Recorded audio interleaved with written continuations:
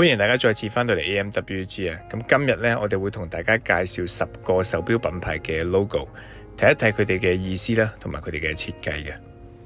首先第一個品牌呢，就當然講下勞力士嘅皇冠啦。而勞力士嘅皇冠嘅說法呢，有好多種嘅，咁我就略略講一講啦。首先皇冠就代表皇室啦，有榮譽同埋一個威望嘅感覺嘅。同時勞力士有一個口號呢，就叫做 A Crown for Every Achievement。意思就係咧，每一個成就咧都配上一個皇冠，亦有一個講法咧，就係皇冠上面嗰5支火柴咧，就代表人類嘅5隻手指嘅。亦都有人提及呢個係5支樹枝上面鑲滿咗珍珠。而最耐人尋味嘅咧，就係品牌方面咧，從來冇解釋過皇冠嘅意思嘅。第二個要介紹嘅牌子咧，相信大家都估到噶啦，就係帝陀啊。帝陀現時嘅盾牌 logo 咧，其實係由佢以前一個 logo 演變而成嘅。喺1936年至到1947年咧，帝陀嘅 logo 咧係一個刀朵玫瑰放咗入一個盾牌入邊嘅，象徵住一個剛柔並重嘅力量同埋優雅嘅設計。因為以前嘅刀朵王朝咧，最重要嘅標誌咧都係一朵嘅刀朵玫瑰嘅，咁亦都係融合咗英國皇室一個好重要嘅元素。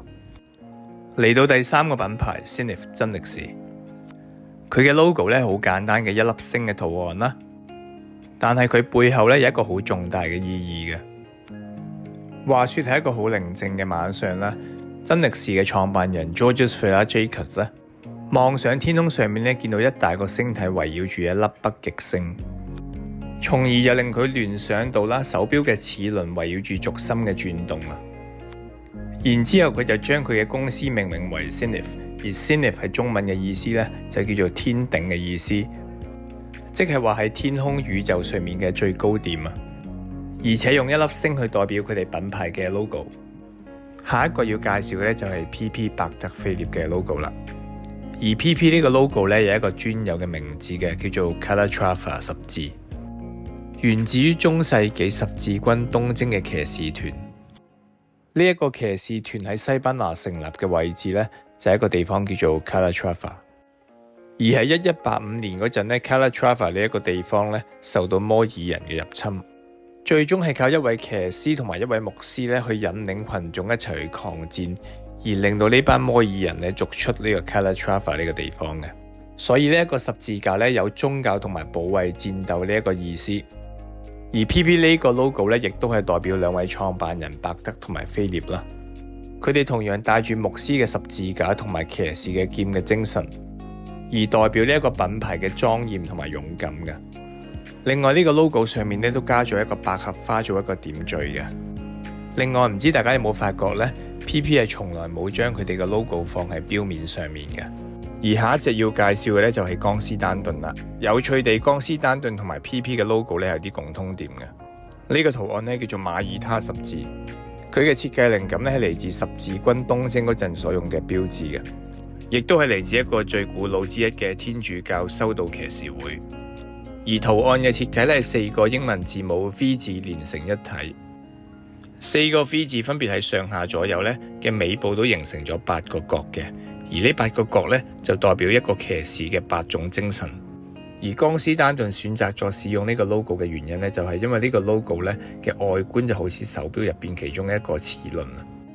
喺1880年咧，江詩丹頓就註冊咗呢個 logo， 成為咗佢哋嘅品牌商標。而下一個品牌咧，一眼望落去個 logo 度咧，都知道個 logo 意思解啲乜嘢噶啦。但係由於呢一個咧係史上第一個註冊嘅手錶品牌啦，所以我點都要講下噶啦。手錶嘅 logo 咧就係大大隻字寫住品牌嘅名字啦 Blancpain。而喺呢個品牌名字 Blancpain 上面咧就寫住 JB 呢2個英文字嘅，係品牌創辦人 Johann Jacques Blancpain 嘅縮寫。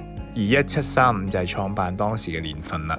順帶一個 fun fact 俾大家知道啦 ，Blancpain 呢個牌子咧只係做圓形嘅手錶，而且只係做機械錶嘅啫。下一個品牌嚟到 Breitling 啦，咁呢一個品牌嘅 logo 咧相當有趣啊，特別係用家同埋對呢個品牌嘅支持者啦，喺呢1-2年咧對呢個品牌發出咗好多聲音同埋投訴啊，關於呢一個 logo。好多 Breitling 嘅 fans 咧都好中意以前嗰個有翼嗰個 logo 噶，但係咧好多人唔知 Breitling 最原始嘅 logo 咧就係呢個 B 嘅 logo，而並唔係嗰個翼嘅 logo 㗎。下一個要介紹嘅就係萬寶龍 Mont Blanc， 佢哋嘅 logo 咧有兩個位置咧都有意思嘅。咁一般人咧淨係會見到圓形同埋嗰個星星嘅圖啦。我哋先講咗呢一個位置先啦。咁呢一個位置咧就好似一個山頂上面有一笪雪跡喺度嘅。咁而呢一個山峰咧就係 Mont Blanc 啦。第二個位置咧就唔係好多人睇到啦。喺 Mont Blanc 個 A 字咧，大家會發覺冇咗一橫嘅。咁而呢一個 A 字咧就象徵住一座山咁嘅形態。嚟到第9個咧要介紹嘅品牌咧就係寶路華啦。寶路華上面嘅 logo 咧係一支叉嚟嘅，呢一支叉代表佢哋一個好出名嘅機芯其中一部分 The Tuning Fork， 亦即係我哋成日聽到嘅叫做音叉錶啦。咁佢英文真正嘅學名咧叫做 Accutron。喺呢個機芯上面咧最突出就係中間有一支好似叉咁嘅形狀嘅組件嘅。嚟到最後啦，我哋要介紹嘅就係 Omega。Omega 呢一個符號咧，其實喺希臘文入邊咧最後一個字母嚟嘅，亦都有人比喻喺手錶界入邊咧 ，Omega 呢個手錶品牌咧係你嘅最終嘅決定同埋最好嘅選擇。而呢一個 Omega 符號咧喺數學、化學、物理同埋天文方面咧都廣泛用到嘅，所以亦都可以解釋為咧 Omega 喺科學同埋技術方面咧佔領咗一大嘅席位嘅。咁我哋今日咧就先介紹住呢10個手錶品牌先。如果大家有啲咩話題想同我哋去分享或者想我哋介紹嘅話咧，記得 join 我哋嘅 Facebook group 同埋 subscribe 我哋嘅 YouTube channel。咁今日咧我哋就講住咁多先啦，我哋下一集再見。